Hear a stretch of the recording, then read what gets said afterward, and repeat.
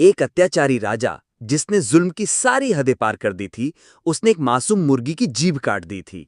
लेकिन वो ये भूल गया था कि जिसने उसे जीभ दी थी, वो उसे वापस भी दे सकता है।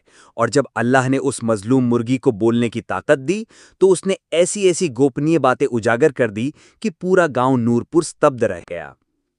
नूरपुर नाम के एक छोटे से गांव में करमदीन नाम का एक व्यक्ति रहता था। करमदीन गांव का सबसे धनी व्यक्ति था।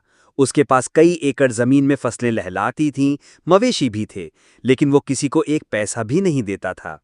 उसकी संपत्ति का कोई हिसाब नहीं था। हर महीने फसलों से वो लाखों रुपए कमाता था, और इस संपत्ति पर उसे इतना घमंड था मानो ये सब उसकी पैरों की धूल हों। वो हमेशा कहता, मैंने कड़ी मेहनत की है, अल्लाह का शुक्र है बेशक, लेकिन ये सब मेरे दिमाग और मेरी बाहुबल का फल है। जब गांव के गरीब लोग उसके दरवाजे पर कुछ मांगने आते, तो वो उन्हें भगा देता और कहता, ये भिखारियों की बस्ती नहीं है, मेहनत करो, काम करो, संपत्ति खुद ब खुद आ जाएगी। एक दिन करमदीन अपनी खेतों का निरीक्षण करने निकला था। उसके साथ दो नौकर भी थे, जो हमेशा हाथ जोड़कर जी हुजूर कहते रहते थे। अचानक उसकी नज़र एक छोटे से मिट्टी के घर के बाहर बैठी एक लाल रंग की मुर्गी पर पड़ी। वो मुर्गी साधारण मुर्गियों से अलग लग रही थी। विशाल देह, स्वस्थ और इतनी सुंदर कि करमदीन की आंखें चकाचौंध हो गई। मैंने अपने जीवन में ऐसी मुर्गी नहीं देखी, करमदीन ने बड़बड़ाते हुए कहा। फिर तुरंत अपने नौकरों से बोला, इसे पकड़ो और अभी हवेली ले चलो, अब ये मेरी है। नौकर तेजी से दौड़कर बिना कुछ सोचे समझे मुर्गी को पकड़ लिया। जैसे ही वे वापस जाने लगे, तभी उस मिट्टी के घर के दरवाजे से एक बूढ़ी औरत कांपते हुए बाहर निकली। वो कांपती आवाज में चिल्लाई, अरे रुको, ये मेरी मुर्गी है, अल्लाह के वास्ते इसे लौटा दो। करमदीन ने बूढ़ी औरत को तिरस्कार भरे लहजे में कहा, मुझे ये मुर्गी पसंद आई है और मैं इसे ले जा रहा हूं, तुम मुझे रोक नहीं सकती। क्या तुम्हें नहीं पता मैं कौन हूं? बूढ़ी औरत ने कांपते हुए कहा, बेटा, किसी का सामान छीनना बहुत बड़ा गुनाह है, ये जुल्म मत करो, अल्लाह सब देख रहा है। लेकिन करमदीन का दिल पत्थर हो चुका था। जैसे ही बूढ़ी औरत मुर्गी को वापस लेने के लिए आगे बढ़ी, करमदीन गुस्से में आ गया। उसने न केवल उसका अनुरोध ठुकराया, बल्कि गुस्से में आकर बूढ़ी औरत को जोर से धक्का दे दिया। बूढ़ी औरत के फटे पुराने कपड़े, कमजोर शरीर और गंदे वस्त्रों से करमदीन को घृणा हो रही थी। धक्के से वो कमजोर बूढ़ी औरत पीछे गिर गई और उसका सिर पास पड़े एक नुकीले पत्थर से टकरा गया। एक पल के लिए मानो सन्नाटा छा गया, फिर धीरे धीरे उसके माथे से खून बहने लगा। करमदीन और उसके लोग स्तब्ध खड़े रहे, लेकिन करमदीन का दिल नहीं कांपा। उसने ठंडी आवाज में कहा, इसे उठाकर जंगल में फेंक आओ, लोग कहेंगे बूढ़ी थी, मर गई, कोई कुछ नहीं कर पाएगा। नौकर चुपचाप उसके आदेश का पालन करने लगे। उस बूढ़ी औरत का शव, जो कुछ देर पहले न्याय मांग रहा था, अब जंगल में बेसहारा पड़ा था। करमदीन ने बिना कुछ सोचे उस मुर्गी को लेकर अपनी हवेली की ओर चल पड़ा, जैसे कुछ हुआ ही ना हो, जैसे उसने किसी इंसान को नहीं बल्कि एक मच्छी को मारा हो। लेकिन अल्लाह का डंडा बिना आवाज का होता है। करमदीन हवेली लौट आया। उसने नौकरों से कहा, इस मुर्गी को कुछ खाने को दो, कमजोर न पड़ जाए। नौकरों ने उसके सामने कटोरा रखा, दाना, पानी, सब कुछ दिया, लेकिन मुर्गी चुप थी। उसने दाने की ओर नहीं देखा, पानी की ओर भी नहीं, बस एक कोने में बैठी रही। करमदीन ने उदासीनता से कहा, भूख लगेगी तो खुद खा लेगी, छोड़ दो इसे। फिर एक पिंजरा मंगवाया गया और मुर्गी को उसमें बंद कर दिया गया। इसके बाद वो अपनी आलीशान हवेली के नरम बिस्तर पर जाकर सो गया। लेकिन अगली सुबह कुछ अजीब हुआ। सुबह का समय था और फज्र की अजान शुरू हो चुकी थी। गांव की मस्जिद से हल्की आवाज आ रही थी, लेकिन इस दिन करमदीन की नींद एक दूसरी आवाज से टूटी। पिंजरे में बंद मुर्गी अजान देने लगी थी। वो चौंक कर बिस्तर से उठा, उसके माथे पर बल पड़ गए। ये क्या अजब बात है, ये कैसी आवाज है? वो दौड़कर हवेली की खिड़की के पास पहुंचा। उसने देखा कि वो मुर्गी अब पूरे दमखम के साथ पिंजरे में खड़ी होकर अजान दे रही थी। ये आवाज उसके कानों में तीर की तरह चुभ रही थी। गुस्से में पागल होकर उसने नौकरों को बुलाया, इसे अभी ले जाओ, कहीं दूर ले जाकर पिंजरे में बंद कर दो, सुबह छोड़ देना, इसने मेरी नींद खराब कर दी। नौकरों ने जल्दी से आदेश का पालन किया। करमदीन ने राहत की सांस ली और फिर बिस्तर पर जाकर सो गया। लेकिन ये तो बस शुरुआत थी। एक दिन करमदीन अपनी जमीनों का निरीक्षण कर रहा था। आकाश में हल्के बादल छाए थे। तभी उसकी नज़र खेत के एक कोने में एक बूढ़े व्यक्ति पर पड़ी। सिर पर सफ़ेद पगड़ी पहने वो कुछ लोगों से बात कर रहा था। गांव के कुछ लोग उसके चारों ओर इकट्ठा थे और बड़े आदर से उसकी बात सुन रहे थे, फिर सिर झुकाकर चुपचाप लौट रहे थे। करमदीन को यह दृश्य पसंद नहीं आया। उसने गुस्से से कहा, ये कौन आया है मेरे गांव में मेरी इजाजत के बिना? जब वो बूढ़ा व्यक्ति करमदीन के पास आया तो करमदीन ने रूखेपन से पूछा, तू कौन है?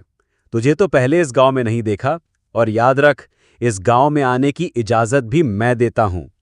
बूढ़े ने नरम स्वर में जवाब दिया, बेटा, मैं अल्लाह का एक बंदा हूं, मैं एक फकीर हूं। यहां दीन की दावत देने आया हूं ताकि लोग गुमराही छोड़कर हिदायत की राह पर आएं। करमदीन के चेहरा पर व्यंग्यात्मक हंसी फैल गई। अच्छा, अब ये बूढ़ा हमें सिखाएगा कि नमाज पढ़नी है या नहीं, रोजा रखना है या नहीं। ये हमारा निजी मामला है, तुम अपने काम से काम रखो। बूढ़े ने उसकी आंखों में देखा, जहां संपत्ति का घमंड, ताकत का नशा और इंसानियत की कमी थी। फिर गहरी सांस लेकर बोला, अल्लाह के गजब से डर बेटा। तुम्हारे पास धन है, जमीन है, लेकिन ये सब अमानत है, तुम्हारी मालिकाना हक नहीं। करमदीन जोर से हंस पड़ा। मेरे पास सब कुछ है, ये गरीब लोग मेरे सामने क्या? ये काफिराना बातें सुनकर वो अल्लाह वाला बूढ़ा चुप हो गया। उसकी आंखों में गहरा अफसोस उमड़ आया। उसने करमदीन की ओर आखिरी बार देखा और फिर मुड़ के चला गया। करमदीन ने कंधे झटके, मुंह फेर लिया और घमंड के साथ अपनी जमीनें देखते हुए हवेली की ओर लौट गया। लेकिन उसे नहीं पता था कि ये एक चुपके से जमा हुआ बद्दुआ था, जिसका फल अभी बाकी था। मुर्गी को हवेली लाने के बाद दूसरा दिन था, लेकिन वो अभी भी चुप थी, कम से कम खाने के मामले में। नौकरों ने उसके सामने तरह तरह के दाने, यहां तक कि सूखे मेवे भी रखे थे, लेकिन मुर्गी मानो किसी गम में डूबी थी, सब कुछ अनदेखा करती रही। करमदीन ने गर्व भरे लहजे में कहा, ये गरीब की मुर्गी है, इसे अमीरों का खाना हजम नहीं हो रहा। कुछ दिनों में इसका भी दिमाग ठीक हो जाएगा। रात धीरे धीरे गहरी होने लगी, लेकिन अजान का समय आ गया। करमदीन गहरी नींद में था कि अचानक उसके कानों में जोर जोर से अजान की आवाज गूंजने लगी। अल्लाहु अकबर, अल्लाहु अकबर। ये वही मुर्गी थी। वो किसी तरह पिंजरे से निकल आई थी और अब हवेली के भीतरी हिस्से में थी। उसकी नींद, शांति और घमंड तीनों हिल गए। ये मुर्गी रोज मेरी नींद खराब करती है, क्या मुसीबत है? उसने गुस्से में चिल्लाकर नौकरों को बुलाया, जल्दी आओ, इस अभिशप्त को फिर से पिंजरे में बंद करो, और देखो तुम लोग इसे कैसे बंद करते हो कि ये रोज भाग जाता है। ये रोज मेरी नींद खराब करता है, रोज अजान देता है। नौकर, जो करमदीन का गुस्सा देखकर कांप रहे थे, तेजी से दौड़े, मुर्गी को फिर से काबू किया और जबरदस्ती पिंजरे में बंद कर दिया। वो तब तक अजान देती रही जब तक नमाज का वक्त गुजर नहीं गया था। ये कोई साधारण पक्षी नहीं थी, ये अब अल्लाह की ओर से एक निशानी बन चुकी थी। दिन बीतते गए। मुर्गी अब हर सुबह अजान देती थी। वो अजान जो सिर्फ एक फर्ज नहीं थी, बल्कि करमदीन के लिए आखिरी चेतावनी थी। लेकिन करमदीन का दिल पत्थर से भी सख्त हो चुका था। एक दिन सुबह का समय था। अंधेरे में सुबह की पहली किरणें अभी उभर रही थीं कि मुर्गी ने फिर से पूरी ताकत के साथ अजान देना शुरू कर दिया। उसकी आवाज में पहले से ज्यादा दर्द, ताकत और पुकार थी। करमदीन हताश होकर बिस्तर से उठा। अब बहुत हो गया। वो गुस्से में पागल हो गया था। वो हवेली के भीतरी आंगन में आया।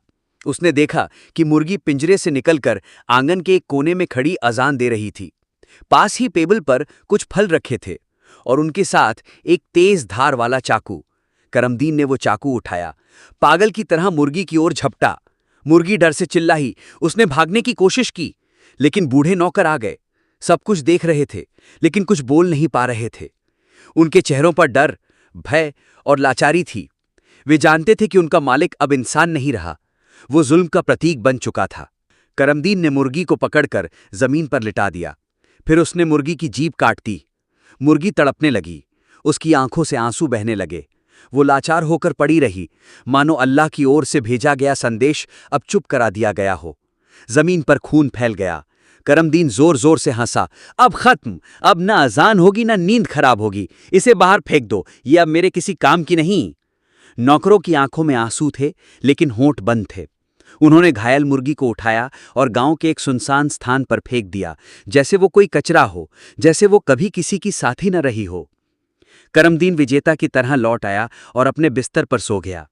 अब कोई मुझे नहीं जगाएगा, अब शांति से नींद आएगी। लेकिन अल्लाह चुप नहीं रहते। उस दिन धरती ने कुछ और ही फैसला लिया था। करमदीन की जुल्म की कहानी लंबी थी। कभी वो किसी गरीब की जमीन हड़प लेता, कभी किसी बेगुनाह को सिर्फ अपनी मर्जी के खिलाफ बोलने के लिए मार डालता, और कभी किसी की इज्जत को तार तार कर देता। गांव के लोग जो उसके अत्याचार से डरते थे, सिर्फ अल्लाह की अदालत में फरियाद करते थे।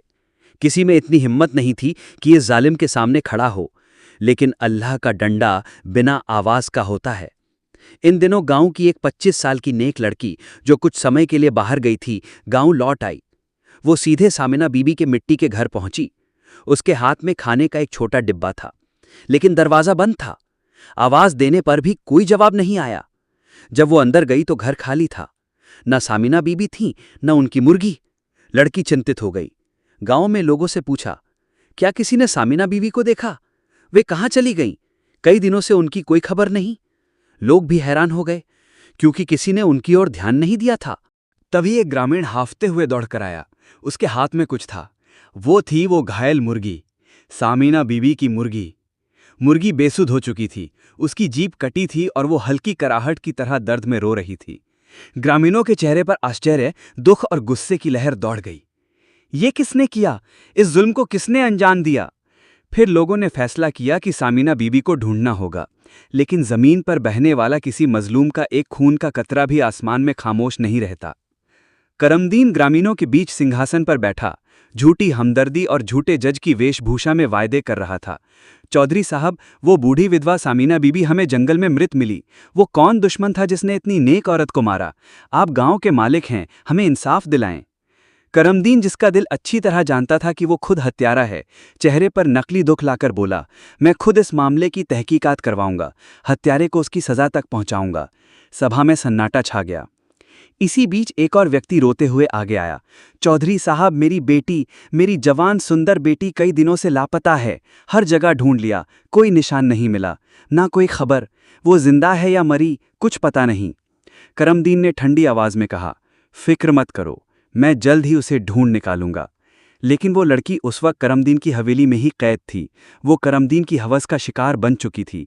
वो मासूम लड़की जो सिर्फ सपने देखती थी, अब अंधेरे में कैद थी। यहाँ तक कि सभा में जो लोग फरियाद कर रहे थे, उनके दुखों के पीछे करमदीन ही था। वो अत्याचारी था जो लोगों को उनके दुखों पर वायदे दे रहा था, जबकि वही उनके दुखों का असली कारण था। उसके शब्दों में संपत्ति की चमक थी, रुखाई थी, और वायदों में छल था। मेरे पास पैसा है, ताकत है, मैं तुम्हें इंसाफ दिलाऊंगा। लेकिन वो इंसाफ देना नहीं चाहता था, और अल्लाह का डर भी उसे छूता नहीं था। लेकिन तभी एक जोरदार चीख सुनाई दी। सब चौंक गए। सारी नजरें उस ओर उठ गई जहां से आवाज आ रही थी। वो थी वो मुर्गी, वही मुर्गी जिसकी जीभ करमदीन ने काट दी थी, जिसे क्रूरता से हवेली से निकालकर फेंक दिया गया था। लेकिन अब वो साधारण मुर्गी नहीं थी, वो चीख रही थी। उसकी आवाज गूंजदार, ताकतवर और असामान्य थी, मानो कोई भूपू बजा रहा हो, मानो आसमान के दरवाजे बोलने लगे